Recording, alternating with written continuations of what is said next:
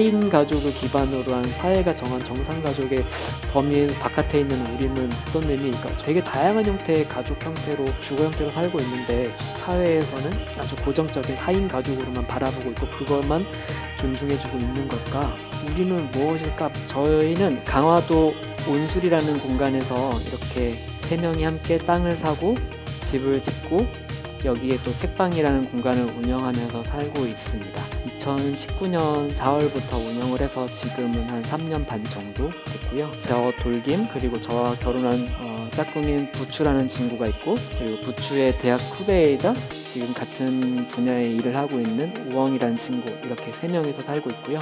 저희는 같이 땅을 사고 같이 집을 지은 공동 건축주이기도 하고요. 그 다음에 셋 다 강화섬에는 아무런 연고도 없는 그리고 셋 다 고향도 다 달라요. 저는 강원도 춘천, 부추란 친구는 전라도 부안, 또 한 친구 우엉은 경남 마산. 정말 전국에서 모여서 인천이라는 곳에서 같이 살다가 이렇게 강화섬까지 오게 된 그래서 비연고 로컬로 이주한 새 청년이기도 하고요. 그리고 되게 느슨한 사회적 가족이라고도 말씀드릴 수 있을 것 같고 저희는 이걸 일종의 프로젝트 가족으로 여기고 있습니다. 평생 행복하게 완성되고 완전하게 살아야 된다는 어떤 강박은 없고 우리 셋이서 최소한 7년 동안은 잘 살아보자. 그리고 그 사이에 뭐 망해도 괜찮아.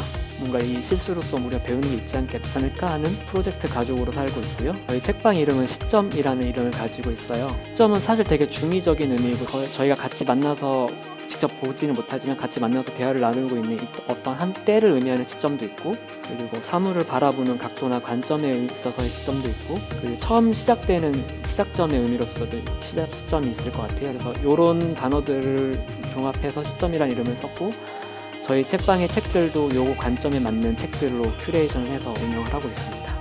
이렇게 3명이서 같이 모여서 뭔가 서사가 시작된 거는 2014년쯤이었어요. 제가 그 부추라는 친구를 처음 만나서 연애를 할 때였고 저도 책을 좋아했고 부추라는 친구도 책을 좋아했고 우엉이라는 친구도 책을 좋아해서 같이 독서 모임을 우연하게 만들게 됐습니다. 셋 다 자기가 원하는 직업을 운 좋게 갖게 됐고 그 커리어를 잘 시작하고 있었는데 이게 분명히 그 커리어를 시작할 때 예상했던 어떤 희망 내지는 약간 기대들 고등학생 때 공부 열심히 하라고 선생님들이 부추기면서 대학 가면 되게 재밌고 행복할 거라고 하지만 실제 대학 가면 그렇지 않은 것처럼 직장을 가서도 내가 원했던 일이고 내가 선택했던 일인데 왜 이렇게 힘들고 그리고 왜 그 직장 내에서의 인간관계는 너무나도 나를 힘들게 하지? 우리 이러려고 공부하고 취직했나?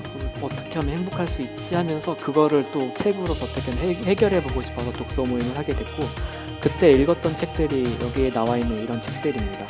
그때 이런 모임을 하면서 이런 생각들을 좀 했었던 것 같아요. 그러니까 왜 직장 생활에 어떤 번아웃 내지는 환멸감을 느꼈을 때 나를 다잡을 수 있게 하는 건 거기서 같이 일하는 선배의 모습이잖아요. 근데 그때 선배들의 모습이 되게 기운도 없었고 행복해 보이지 않았어요. 그래서 그럼 계속 이렇게 살면 안 되겠다라는 고민을 하기도 했었고 그리고 왜 우리가 어른이 되어가면서 뭐 이제 결혼을 하고 집을 대출을 껴서 사게 되면 이제 선택의 폭이 되게 좁아지잖아요. 그러니까 다른 일을 하고 싶은데 이 대출을 갚아야 되고 내 꾸린 가족을 건사해야 되니까 내가 하고 싶은 대로 살 수 없다라는 생각을 하게 되고 저는 그때 막 결혼하기 직전이어서 별 수 없잖아라는 말에 함정에 빠져서 내가 하고 싶은 선택을 못하면 안 되겠다 이런 생각을 했었고 요거는 두 친구도 마찬가지였던 것 같아요. 그래서 이때부터 약간 같이 우리 한번 살아볼까 내지는 같이 뭔가를 해볼까 왜냐면 이렇게 셋이 같이 모여있으니까 서로 고민하는 부분도 비슷하고 같이 이렇게 있을 때 되게 으쌰으쌰 화기애애한 느낌이 들어서 그럼 단순히 독서 모임 말고 그 다음 단계로 한번 넘어가 보자 해서 이제 실제로 같이 살아가는 사람들 아니면 뭔가 프로젝트로 뭔가 활동하고 있는 분들을 만나기 시작했는데 그때 같이 얘기를 하고 나누면서 셋 다 어쨌든 결격 사유가 있을 만큼의 인성의 하자는 없는 것 같다라는 확신이 생겼었고 그리고 각자 그리고 있는 세계관에 대해서도 나름 동의가 됐고 더 나아가서 그러지 말고 우리 진짜 같이 한번 살아보자 이런 생각을 했었던 것 같아요. 그래서 처음에는 인천이라는 공간에서 우리가 살아볼 곳을 찾자 이랬거든요. 그래서 저희가 그렸던 공간이 이렇게 왼쪽에 멋있는 주택 단지였지만 셋이서 가지고 있는 돈 그리고 전세 보증금 다 끌어모아봐야 이거 오른쪽은 좀 뭐랄까 과장이 되긴 했지만 저희가 봤을 때 인천에서 우리가 셋이서 살 수 있는 공간을 구하면 이런 정도밖에 안 나오겠다 싶었어요. 네. 실제로 정말 터무니없이 비쌌고 생각해보니까 우리는 항상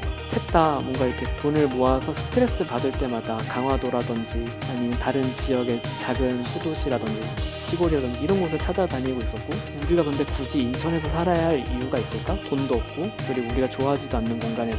저라는 사람의 기준으로서는 이 여기 사진의 왼쪽에 있는 이 모습을 저는 납득할 수 없고 이해할 수 없거든요. 이렇게 사람이 많이 몰려들고 뭔가를 기다리고 막 이렇게 시끌벅적한 분위기도 싫어하고, 그리고 역세권이 주는 여러 가지 프리미엄에 대해서 그게 뭐가 좋지? 이런 생각을 갖고 있는 사람이고, 오히려 좀 한적하고 조용하고 사람 없고 이렇게 쾌적한 공간을 좋아하고 있고, 우리 셋 다 그런 것들을 선호하고 있었구나. 그리고 우리는 그걸 강화도에서 매번 만끽하고 되게 좋아하고 거기서 뭔가 얻어가면서도 항상 왜 살 것은 또 도시에서 살려고 했을까? 약간 띵했던 기억이 납니다. 현실적으로도 시골 조금 더 저렴한 땅에서 직접 집을 짓고 살아가는데 들어가는 비용이 인천에서 허름한 주거 공간을 사서 사는 것보다 훨씬 더 합리적이고 현실적인 방법이더라고요. 그래서 여기서 뭔가 좀 방향을 전환하게 됐고, 2017년쯤에 저희가 땅을 무턱대고 샀어요. 사실은 다 고려해 봐야 되는 거잖아요. 여기가 어느 입지 조건이 어떤지, 교통편이 어떤지, 우리가 살 수 있는 공간이 괜찮은 건지, 그다음에 여기 땅을 사면 집을 몇 층까지 지을 수 있고 얼마나 이렇게 건폐율의 용적률 얼마나, 이런 걸 다 따져봐야 되는데 저희는 그런 거 없이 일주일 만에 땅을 사고요. 집은 한 2년 정도 준비해서 지으려고 했어요. 왜냐면 당장 그때 돈이 없었기도 했고, 너무 저희가 무턱대고 막 시작하는 것 같아서 이러면 안 될 것 같아서 약간 브레이크를 걸었는데, 그 이듬해 정부에서 지원하는 그 농촌주택 개량 사업이라는 지원 사업이 있었어요. 이게 저리 융자 지원을 해주고 집 짓는 데 들어가는 목돈을 지원을 해주는 프로그램이라, 그것 때문에 생각보다는 일찍 집을 짓게 됐고, 그래서 집을 설계부터 직접 다 지어가는 과정들을 한 1년 정도 같이 함께 살자 그 7년 프로젝트 중에 가장 중요한 과정으로서 해왔고, 이 모습들을 조금씩 담아봤습니다. 저희가 원래 기획했던 것보다 집을 일찍 짓게 된 계기 중에 하나는 농촌주택 개량 사업이라는 정부 지원 사업 덕분이었어요. 그래서 이거 덕분에 돈도 빌릴 수 있었고 했는데, 최종적인 단계에 가서 저희는 이 지원 사업을 포기를 했거든요. 그 포기하게 된 이유가, 저희는 3명이고 어쨌든 공동으로 같이 분담을 했으니까 각자 n분의 1씩 투자한 거고 n분의 1씩 각자의 지분이 있다라고 생각을 했는데, 이 지원 사업에서는 한 명의 세대주가 있어야 되고 2명은 동거인으로서 참여를 해야 되는 거죠. 실제로 이미 지금은 경제적으로는 저희가 셋이 살아가는 데서 아무런 문제가 없어요. 땅도 공동으로 등기가 돼 있고 아무런 문제가 없는데, 제도와 정책적으로는 셋이 살아가는 거는 이 사회가 용납하는 방식은 아니거든요. 그래서 거기서 약간 충돌이 있었던 거죠. 지원 사업의 대상이 돼서 그 지원 사업의 혜택을 받으려면 저랑 부추라는 사람의 부부가 있고 우엉은 거기에 양자가 된다든지 동거인이 돼야 되는데, 이런 식으로 돼야 돼서 저희가 살아가는 방식이 이건 전혀 맞지 않겠다는, 지원을 못 받더라도, 금리 지원을 못 받더라도 이거는 포기해야겠다라는 생각을 했고, 이제 주민등록을 할 때도 마찬가지로 지금도 우엉이라는 친구는 저희의 동거인으로 되어 있거든요. 그래서 만약에 나중에 이건 생활동반자법 얘기 나오면서 많이 나왔었는데, 저희는 셋이 가족 식구로 살아가고 있지만 만약에 우엉이라는 친구가 어떤 크게 아프다거나 뭔가 어떤 가족의 도움을 필요로 한 상황에서 저희는 가족으로서 해줄 수 있는 역할이 아무것도 없어요. 실제로 저희는 다 같이 살고 있는데도 불구하고 집을 짓고 살아가기 위해서 준비하다 보니까 제도적으로 그런 게 막히는 걸 되게 많이 실감해서,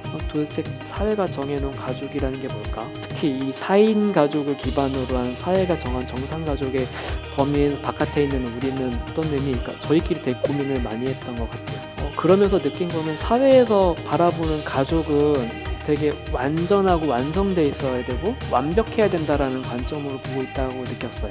근데 실제로는 그렇지 않잖아요. 그 포럼에 같이 하고 계시는 분들도 청년주택에 살고 있다거나 아니면 다양한 방식으로, 아니면 혼자 살고 있다거나 되게 다양한 형태의 가족 형태로, 주거 형태로 살고 있는데, 사회에서는 그리고 제도상에서는 아주 고정적인 4인 가족으로만 바라보고 있고 그것만 존중해주고 있는 걸까? 우리는 무엇일까?